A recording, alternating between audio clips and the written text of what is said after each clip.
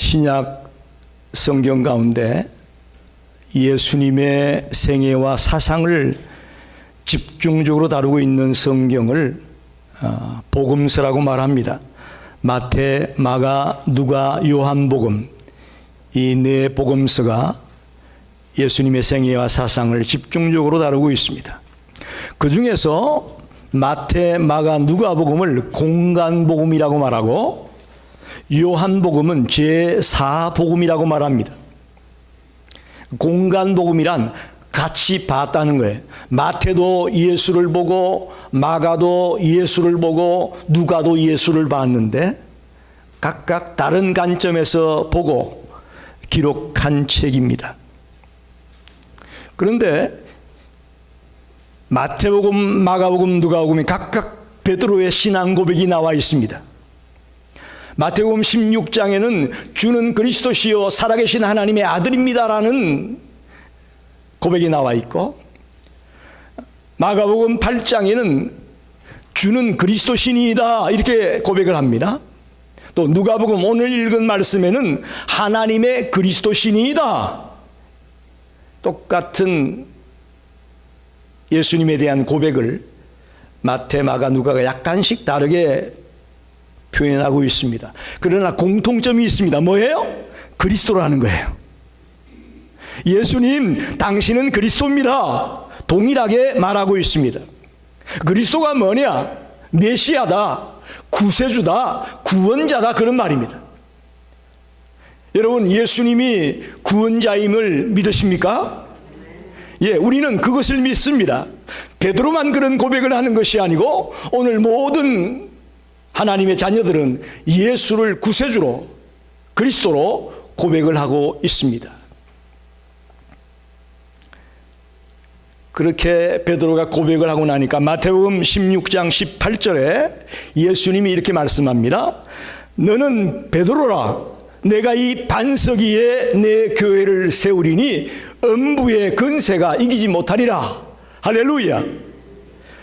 베드로의 신앙 고백을 듣고 너의 이 고백 위에, 신앙 고백 위에 교회를 세우겠다 라고 놀랍게 교회 설립에 대한 말씀을 하셨습니다.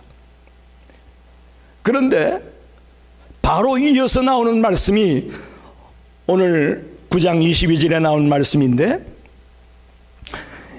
인자가 많은 고난을 받고 장로들과 대제사장들과 서기관들에게 버림받아 죽임을 당하고 제3일에 살아나야 하리라, 이렇게 말씀을 하십니다. 자, 너희들은 나를 누구라 하느냐? 주는 그리스도시요 살아계신 하나님입니다. 주님은 그리스도입니다. 하나님의 그리스도입니다. 고백을 듣고 칭찬했습니다. 참 잘했다. 그러면서 이 반석 위에 내 교회를 세우겠다, 이 신앙의 고백 위에 교회를 세우겠다고 말씀하시고 나서 갑자기 나오는 말이, 내가 이제 예루살렘에 올라가면 고난을 당하고 죽을 것이다. 이 말씀이 연이어 나옵니다. 자, 여러분 한번 생각해 보십시오. 왜 놀라운 베드로의 고백을 듣고 그 신앙 고백 위에 교회를 세우겠다는 말씀을 하시고 난 이후에 갑자기 당신이 고난당하고 죽을 것을 얘기할까요? 지금 고백의 내용이 뭡니까? 예수님이 구세주라는 거 아닙니까? 예수님이 그리스도요 구세주가 되기 위해서는 어떻게 해야 됩니까?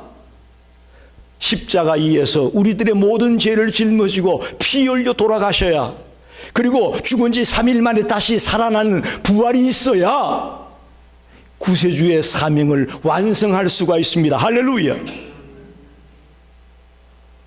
어떻게 보면 예수님이 예루살렘에 올라가서 고난당하고 죽을 것이라는 이야기는 신앙 고백의 더 핵심적인 내용이 담겨 있는 것입니다. 그런데 놀라운 것은 베드로가 이 고백을 듣고 사는 말이 뭔지 아십니까? 마태복음 16장 22절에 보니까 베드로가 예수를 붙들고 가나여 가로되 주여 그리 마옵소서, 이 일이 결코 주에게 미치지 아니하리이다. 예수님이 올라가서 고난당하고 죽겠다고 하니까 그럴 수 없다는 거예요. 절대 그러면 안 됩니다.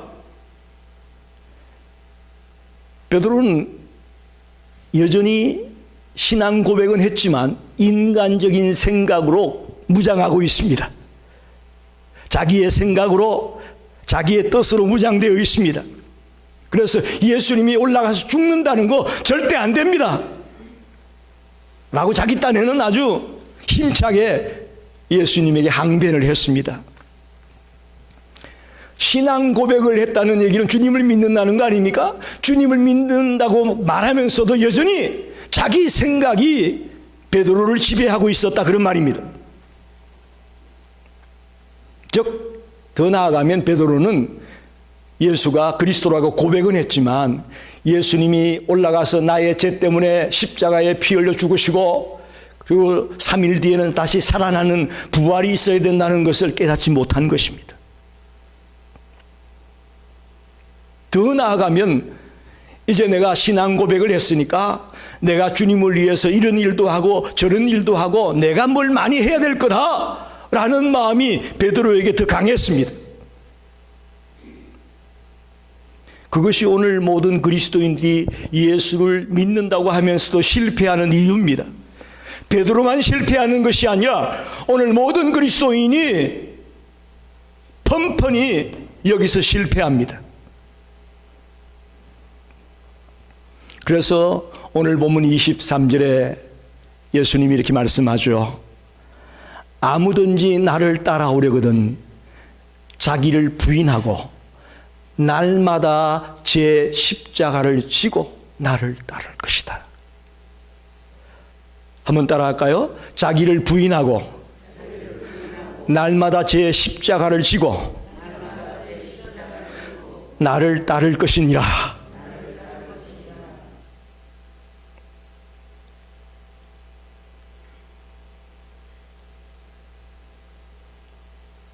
여러분, 두렵죠? 예수 믿는 것이 자기를 부인하고 자기 십자가를 지고 주님을 따라가는 것이라고 말합니다.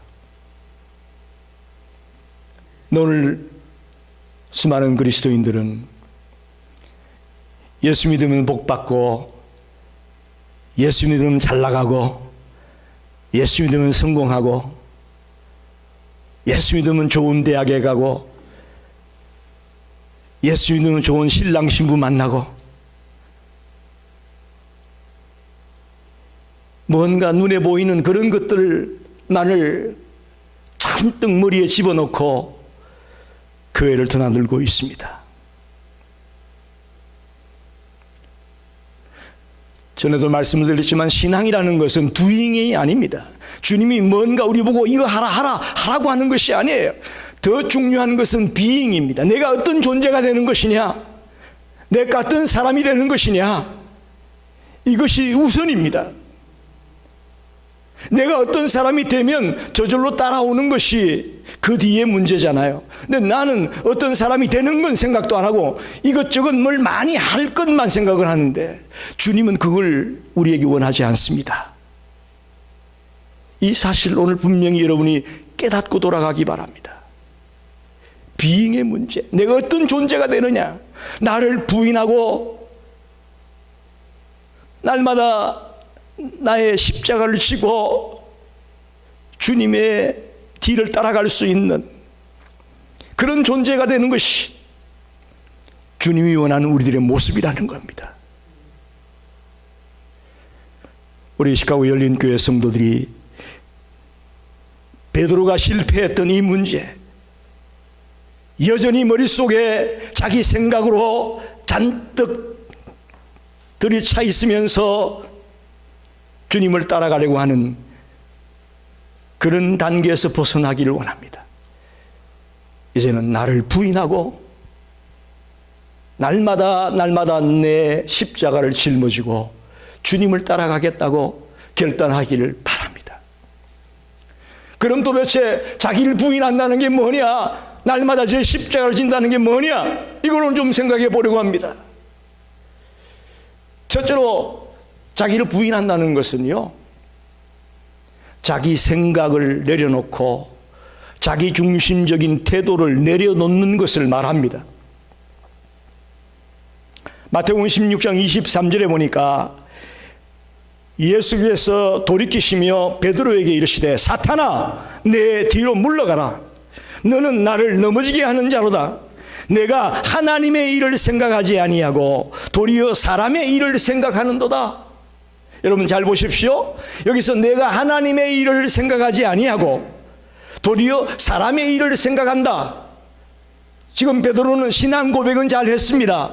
칭찬까지 들었어요. 그러나 예수님이 고난당하고 죽겠다고 하니까 못한다고 안 된다고 얘기하면서 사탄아 내 뒤로 물러가라고 무섭게 주님이 베드로를 질타하십니다.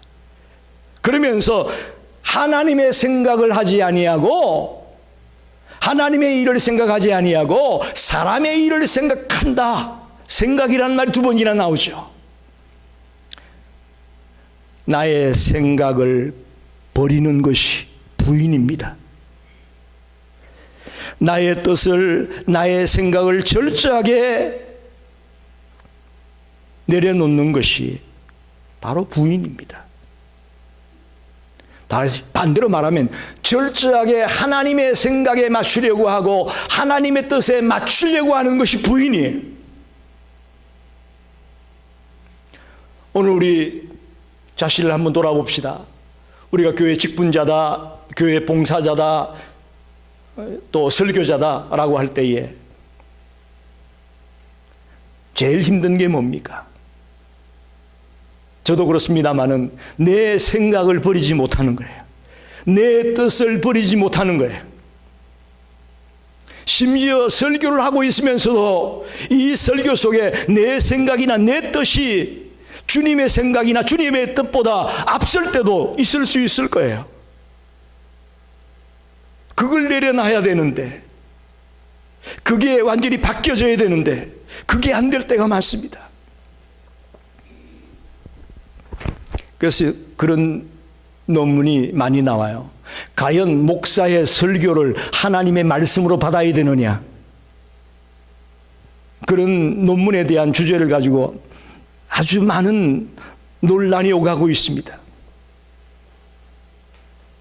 물론 인간 목사가, 인간 조목사가 하는 말이지만 이 말 속에 성령님이 역사하여 여러분의 귀에 하나님의 말씀으로 들려지게 되기를 축원합니다. 그럴 때는 설교는 하나님의 말씀입니다. 그러나 이 조목사의 외치는 이 말 속에 성령님이 역사하지 아니하고 하나님이 말씀을 붙들어 주지 아니하고 하나님이 조목사의 입술을 붙들어 주지 아니하고 나가는 말이라면 하나님의 말씀이 아니라 사람을 죽이는 말이 될 수도 있을 거예요. 그래서 목사가 힘든 거예요.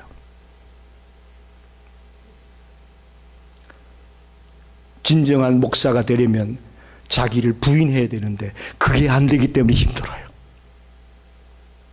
여러분도 마찬가지입니다. 여러분이 권사님입니다. 집사님입니다. 사모입니다. 여러분들이 진정한 거직분자로서의 삶을 살아가려면 자기를 부인해야 합니다. 자기 생각을, 자기 뜻을 내려놔야 됩니다. 자기를 내려놓으라고 하니까 베드로는 처음에 주님을 만나고 나서 내려놨습니다. 뭘 내려놨습니까? 마태복음 4장 20절에 보니까 베드로는요, 그물을 버려두고 예수를 쫓았다고 그랬어요. 할렐루야. 자기의 생업이에요. 어부니까 그물을 내려놨다는 것은 굉장히 중요한 걸 내려놓은 겁니다. 그런데 그물은 내려놨지만 뭘 못 내려놨어요? 자기 생각을 내려놓지 못했습니다. 자기의 뜻을 내려놓지 못했습니다. 자기 감정, 자기 의지, 자기 뜻, 자기 형편 이런 것들을 내려놔야 될 터인데 그물은 내려놨지만 그건 내려놓지 못했어요. 저와 여러분도 마찬가지입니다. 우리가 주를 위해서 꽤 한다고 합니다. 그렇잖아요? 11조 드리는 거요 쉬운 거 아니에요. 여러분 보통 신앙 가지고는 11조 생활하기 어렵습니다. 매주 감사헌금을 드린다, 선교헌금을 한다, 교회나 청소를 한다, 안내를 한다. 이거 다 쉬운 일이 아니에요. 여러분 많이 내려놨습니다. 그러나 정작 내려놔야 될 내 생각, 내 자아, 내 뜻, 이것들은 우리가 아직 못 내려놨어요. 그걸 제가 어떻게 하냐 하면, 설교하다 보면 성도들이 은혜 받았다고 하잖아요. 언제 은혜 받았느냐? 자기 생각에 맞는 얘기 목사가 해주면 은혜 받았다고 그래요. 그런데 악수를 하는데도 그냥 벌써 싸늘해요. 그러면 자기 생각하고 안 맞는 얘기를 했으니까 은혜 못 받았다는 얘기예요. 여러분, 하나님의 말씀이면 아멘 아닌가요? 내 생각하고 안 맞으면 하나님의 말씀이라도 싸늘한 겁니까? 그건 아니잖아요. 그런데 우리 대부분의 그리스도인이 그렇습니다. 지금까지 내가 40년 가까이 이 강단에서 말씀을 증거해 왔는데 성도들의 모습이 그래요. 자기 생각하고 맞으면 아멘, 아멘 아주 기뻐하고 신나요. 근데 자기 생각하고 안 맞으면요, 벌써 표정에 얼굴에 내천자가 그려지고 심각해요. 공의도 마찬가지입니다. 공의도 남에게 들이댈 때는 어때요? 엄격해요. 조금만 잘못돼도 여기에 이렇게 말했는데 너 잘못됐다라고 아주 그냥 엄격하게 들이댑니다. 근데 자기가 잘못했을 때는, 자기에게 잣대를 들일 때는 어때요? 아주 느슨하게 이것쯤이야 괜찮아, 뭐 이것쯤이야 뭐 괜찮아, 자기 합리화로 느슨하게 넘어가 버립니다. 자기를 부인하라 무슨 말입니까? 자기 생각을 내려놓고 자기 중심적인 모든 태도를 내려놓는 것이, 그게 자기를 부인하는 겁니다. 두 번째는 하나님을 전적으로 의지하는 것이 자기를 부인하는 겁니다. 오늘 누가복음 9장 20절에 보면 예수께서 이르시되 너희는 나를 누구라 하느냐? 베드로가 대답하여 이르되 하나님의 그리스도시니이다. 베드로가 고백을 잘 했습니다. 오늘 본문에는 없지만 마태복음 16장 17절에 보면 이를 내게 알게 한 이는 혈육이 아니요 하늘에 계신 내 아버지다. 할렐루야. 베드로가 이런 고백을 할 수 있었던 것은 하늘에 계신 하나님이 그렇게 하게 한 것이다, 그런 말이에요. 달리 말하면 무슨 말이냐? 내가 이 순간 철저하게 하나님을 의지했구나, 베드로야 잘했다, 그 말이에요. 철저하게 하나님을 의지했기 때문에 너가 그런 고백을 할 수 있었다, 그런 말이죠. 그런데 그 일 후에 예수님이 내가 예루살렘에 올라가면 고난당하고 죽을 거다라고 얘기할 때는 어떻게 했어요? 절대로 그러면 안 됩니다, 절대로 그럴 수 없어요, 이렇게 말하잖아요. 그러자 예수님은 사탄아 내 뒤로 물러가라. 꾸짖어도 보통 꾸짖는 게 아니에요. 이건 다시 말하면 뭐예요? 전적으로 하나님을 의지하지 않았구나, 그래서 꾸짖는 거예요. 그래서 야단하는 거예요. 저와 여러분이 정말 내 자신을 부인하고 싶다면 철저하게 하나님을 의지하고 하나님을 바라보는 성도들이 되기를 바랍니다. 창세기 3장에 보면 아담과 하와 얘기가 나옵니다. 그들이 선악과를 따먹고 자기들이 벌거벗은 줄을 알고 부끄러워서 무화과 나무로 치마를 해 입었습니다. 그리고 하나님의 낯을 피해 숨었다고 말하죠. 창세기 3장 7절 8절 보면 이에 그들의 눈이 밝아져 자기들이 벗은 줄을 알고 무화과 나무 잎을 엮어 치마로 삼았더라. 그들이 그날 바람이 불 때 동산에 거니시는 여호와 하나님의 소리를 듣고 아담과 그의 아내가 여호와 하나님의 낯을 피하여 동산 나무 사이에 숨은지라.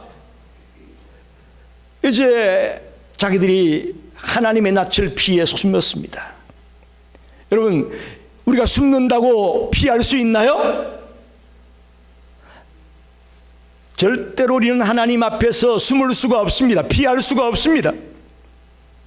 근데 놀라운 것은 창세기 3장 21절에 하나님이 이제 그들이 입은 무화과나무 치마를 벗어버리고 가죽옷을 해 입혔다. 할렐루야. 여기에 놀라운 진리가 담겨 있습니다. 이 가죽옷은 신약에 와서 예수 그리스도를 의미하고 있습니다. 무화과나무로는 우리의 치부를 가릴 수가 없습니다. 오직 예수 그리스도의 의의 옷을 입을 때만 우리의 치부를 가릴 수가 있습니다. 그게 바로 가죽옷이에요.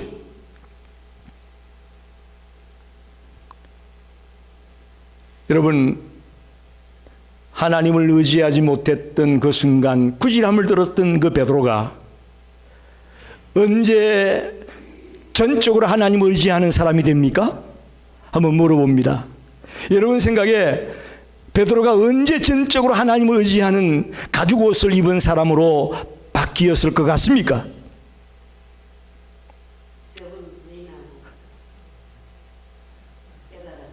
부인하고 가서 통에 잡으겠을 때, 그것도 아주 우리 성인숙 권사님의 성경 실력이 대단한 걸 보여주고 있습니다.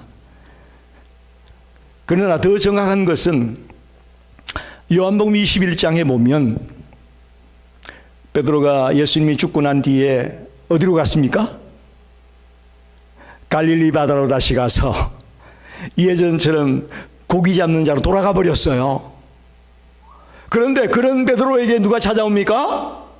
부활하신 예수님이 찾아왔습니다. 그리고는 요한복음 21장 15절에서 17절을 보면 내가 나를 사랑하느냐, 내가 나를 사랑하느냐, 내가 나를 사랑하느냐 세 번이나 동일한 질문을 하죠. 그러면서 내 양을 먹이라, 내 양을 치라, 내 양을 먹이라, 이렇게 주님이 말씀합니다. 이 순간 베드로는 저는 온전히 주님을 의지하는 자로 바뀌어지지 않았겠느냐 그렇게 봅니다. 지금 베드로의 신세가 어떻습니까? 예수를 따른다고 하고 예수님의 수제자라고 설치던 그가 다시금 고향에 내려가서 고기 잡는 처량한 신세로 있는 그에게 찾아와서 너가 비록 이렇게 초라한 모습으로 있지만 그래도 나는 여전히 너를 사랑한다 그 말이에요. 이 말이 너 나를 배신하고 이렇게 돌아와서 고기나 잡고 있어 야단치기 위해서 하는 말씀이 아니고 너 비록 이렇게 초라한 모습으로 전락한 베드로지만 나는 지금도 여전히 너를 사랑하고 있어. 그 말에 베드로가 녹아진 거예요. 그 말에 베드로가 녹아진 거예요.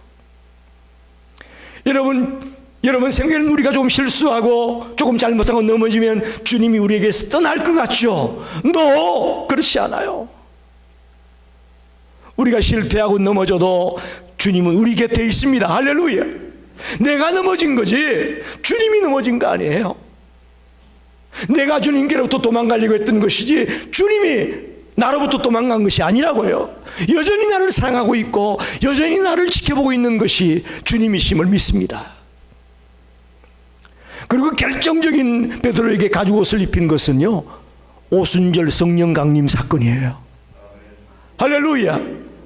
사도행전 1장에 보면 마가이다락에 모여서 기도하고 있던 그들에게 오순절날 성령이 강하게 임하였습니다. 그 베드로가 예수를 부인하고 다시 고향에 내려가 고기 잡고 있던 그 처량한 베드로가 일어나서 담대하게 복음을 증거하는 자로 바뀌어졌습니다. 그의 설교를 듣고 하루에 3,000명이나 회개하고 돌아오는 역사가 일어나게 됩니다.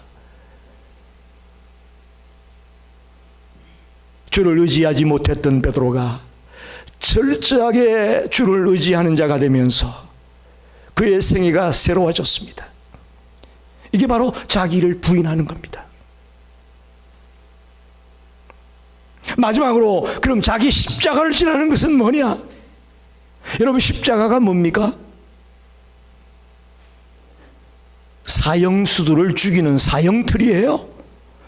특별히 로마 시대 때 살인 강도나 중죄인을 죽일 때에 사형수를 죽일 때 쓰는 것이 십자가입니다. 그러니 여러분 보고 지금 날마다 제 십자가 져라 그 얘기하니까 이런 겁나잖아요. 나보고 맨날 죽으라는 얘기야. 나보다 지금 십자가 지고 죽으라는 얘기야. 여기서 우리 보고 예수님처럼 십자가에서 달려 죽으라 그런 얘기는 아니라고 저는 봅니다. 날마다 제 십자가를 지라는 말이 뭘까? 첫째는요, 우리가 기독교를 반대하는 사람들로부터 핍박을 받을 때가 있을 것이에요. 그것이 십자가를 지는 것입니다. 여러분, 우리 주변에 보면 예수 믿는 사람 보고 좋아하는 사람도 있지만 예수 믿는 사람 보면 괜히 싫어하는 사람도 많습니다. 어때요, 여러분? 그런 사람 만나보셨나요? 예수 믿는 사람을 싫어하고 미워하는 자가 굉장히 많습니다. 특별히 자기 가족들 중에서도 그런 분이 있을 수 있어요. 오래전부터 기독교 집안으로 대대손손 예수 믿는 집안이면 모르지만은 안 믿는 집에서 예수를 믿으려고 해봐요. 그 핍박이 말도 못합니다. 말도 못해.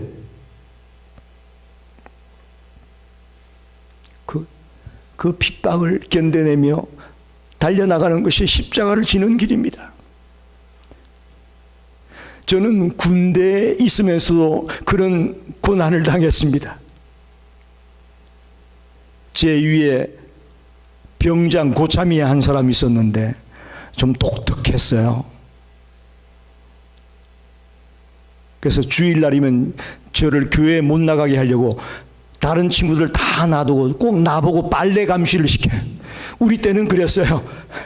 빨래 해놓고 걸어놓으면 다른 부대에서 와서 이게 다른 분대에서 와서 빼앗아가고 다른 소대원들이 와서 가져가거든요. 그 감시를 해야 돼요. 근데 지독한 고참을 만나가지고 주일날 교회 못 나가게 하려고 너 여기 빨래 감시해.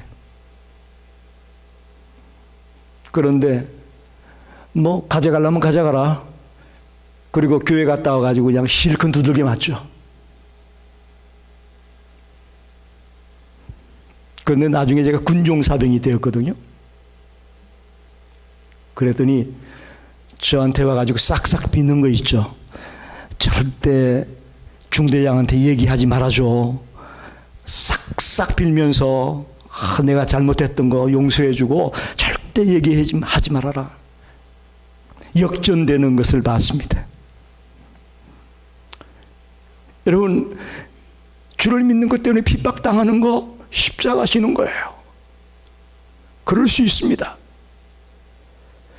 두 번째는 신자답지 못한 사람들 때문에 억울하게 비난받는 것도 십자가 지는 겁니다. 여러분, 사실 교회 다닌다고 다 좋은가요? 다 착한가요? 다 바르게 사나요? 그러지 못한 사람 많습니다. 저는 제가 말씀을 드렸지만 저희 장모님이 권사님이셨는데 동네 친구분들에게 전도하기를 애쓰셨어요. 근데 많이 전도하셨는데 꼭 한 분을 전도를 못했어. 근데 이분이 뭐 부침개 하면 서로 나눠 먹고 아주 참 가깝게 지내는데 교회는 안 나가. 근데 알고 보니까 왜 안 나가느냐. 그 할머니의 아들이 지하철 공사장에서 하청을 받아가지고 지하철을 위해서 공사 일을 했는데 그 하청을 준 사람이 장로래요. 교회 장로가 돈을 띄어먹고 도망가 버린 거야. 그래가지고 우리 장모님 권사님이 그렇게 열심히 전도하기 위해서 먹을 것도 사다 주고 뭐 극진하게 서비스를 하면서 복음을 전했는데 그 좀 뭔가 문제가 있었던 그 장로님 한 분 때문에 너 다른 건 다 좋아도 교회는 안 나간다. 이렇게 되는 거예요. 여러분, 신자답지 못한 사람들 한 사람 때문에 비난받고 욕을 먹을 수 있어요. 그거 십자가예요. 그 한 사람 때문에 예수님이 욕을 먹고 교회가 욕을 먹는 거예요. 지금도 도매금으로 넘어가지 않습니까? 이 땅에 저는 진실한 그리스도인이 많다고 믿습니다. 왜 아멘이 없습니까? 자신들이 없으신 모양이네? 저는 이 땅에 진실한 그리스도인이 숨어서 정말 진실하게 믿어보겠다고 몸부림치는 그리스도인이 많이 있다고 믿습니다. 그런데 몇몇 미꾸라지들이 구중물을 씌우게 되니까 도매금으로 같이 넘어가는 거예요. 모든 목사가 다 그런 줄 알고 있고 모든 교회 성도들이 다 그런 줄 알고 있고 아닙니다. 십자가로 알고 지키고 하십시오. 특별히 오늘 날마다 제 십자가를 져야 된다고 말합니다. 어제는 잘 졌는데 오늘 못 지면 실패하는 거예요, 여러분. 이게 문제라고요. 몇 번은 잘 했는데 그 다음엔 못 넘어가 또. 아닙니다. 날마다 지는 거예요. 날마다. 어제는 핍박을 했지만 내가 이겼다, 견뎌냈다. 어제는 나를 비난하지만 내가 잘 참았다. 그런데 오늘 못 참으면 끝이요. 실패한 거예요. 날마다 십자가를 지는 것입니다. 마지막으로 저는 모든 원수를 용서하는 것도 십자가를 지는 것이라고 생각합니다. 여러분, 원수를 용서해 본 적이 있나요? 참 어렵습니다. 우리가 이론적으로는 다 알잖아요. 오른편 뺨을 때리면 왼편 뺨도 돌려대고 겉옷을 달라고 하면 속옷까지 주고 원수 사랑하라 뭐 이 다 알고 있는데 막상 나에게 원수가 있는데 용서가 어려워요. 용서가 어려워요.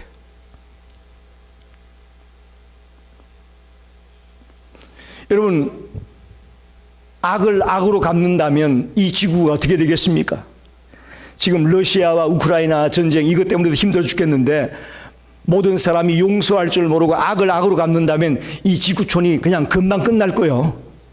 여기저기서 그냥 핵폭탄 막 쏴대고 너 죽고 나 죽자 한다면 벌써 이 지구가 끝났을 거라고. 여러분, 우리 그리스도인이, 우리 하나님의 자녀들이 그나마 용서하며 사랑으로 깨닫는 마음이 없다면 이 지구는 벌써 끝났을지 몰라요. 이게 자기 십자가를 지는 겁니다. 말씀을 정리합니다. 여러분, 교회가 뭐가 교회입니까? 눈에 보이는 이 건물만 교회입니까? 아닙니다. 여러분 한 사람 한 사람이 교회입니다. 할렐루야. 여러분이 바로 교회입니다. 하나님이 교회를 왜 세웠느냐? 뭔가 일하라고 세웠다기보다는 주님 닮은 자가 되라고, 그런 존재가 되라고, 그런 비잉이 되라고 우리를 교회에 삼으셨습니다. 그러기 위해서 오늘 우리에게 부탁합니다. 자기를 부인하라. 자기 생각을 내려놓고 자기 중심적인 태도를 내려놔라. 그리고 철저하게 하나님만을 의지하라. 그것이 바로 자기를 부인하는 것이다. 또한 날마다 자기 십자가를 짊어져라. 기독교를 싫어하고 부인하는 사람들이 우리를 핍박할 수 있습니다. 또 몇몇 잘못된 미꾸라지들 때문에 도매금으로 우리가 욕을 먹고 손가락질 당할 수도 있을 것입니다. 한두 번은 잘 참았는데 날마다 지라고 했는데 날마다 못 지고 몇 번 지다가 만나면 그거 우리 실패하는 거예요. 용서하라고 하는데, 원수를 사랑하라고 말하는데 그거 힘들다고 내가 용서하지 못한다면 우리는 주님이 원하는 비잉이 못 됩니다. 요즘 새벽에 우리가 요나스를 읽고 있었습니다. 요나스 마지막에 보면 이런 장면이 나옵니다. 요나가 부인하고 안 가려고 하다가 끝내는 하나님에게 붙들려서 니느웨에 가서 복음을 전했습니다. 그랬더니 요나의 말을 듣고 니느웨 성에 있는 모든 백성들과 왕이 굵은 베옷을 입고 잿더미에 앉아서 회개하면서 돌아오는 거예요. 그래서 하나님이 그 성을 멸망시키려고 하다가 그걸 하나님이 취소했습니다. 캔슬했어요. 그래서 요나가 어떻게 하는지 아십니까? 요나가 성을 내요. 여러분 생각해 보시라고. 요나가 화를 내고 있어요. 요나는 선지자 아닙니까? 주님을 믿는 자니까 선지자가 됐겠죠. 그런데 하나님이 그 성을 회개하는 걸 보고 멸망시키지 않으니까 요나가 화를 내고 있더라고요. 왜? 자기들이 원수국가인데 원수국가가 멸망하지 않고 그대로 계속 될 수 있으니까 그걸 싫어가지고 화를 내고 있어요. 그래서 박능쿨 사건을 만듭니다. 언덕 위에 올라가서 그 니느웨가 어떻게 되는가 이렇게 요나가 지켜보는 거예요. 그 뜨거운 태양이 내리쬐는데 박능쿨이 있어가지고 그늘을 지어가지고 아주 시원했습니다. 굉장히 요나가 그걸 좋아했어요. 근데 하룻밤 자고 났더니 벌레가 그 박능쿨을 싹 먹어버렸어. 그러니까 태양이 내리쬐는데 얼마나 뜨거운지 요나가 차라리 죽었으면 좋겠다는 말을 하는 거예요. 그러자 하나님이 하시는 말씀을 들어보십시오. 내가 수고도 아니하였고 재배도 아니하였고 하룻밤에 났다가 하룻밤에 말라버린 이 박능쿨을 아꼈거늘 하물며 이 니느웨 성에 좌우를 분별하지 못하는 12만 명의 백성들이 있고 수많은 가축들이 있는데 내가 어찌 아끼지 아니하겠느냐. 할렐루야. 여러분 하나님의 선지자라는 요나도 자기 생각을 못 버렸습니다. 자기 뜻을 못 버렸어요. 오늘 우리도 마찬가지예요. 설교자라고 하면서도 여러분이 직분자라고 하면서도 여러분이 교회 일꾼이라고 하면서도 여전히 내 생각을 우리가 내려놓지 못해요. 내 생각의 굴레를 벗어나지 못하고 내 생각의 테두리에 갇혀있단 말입니다.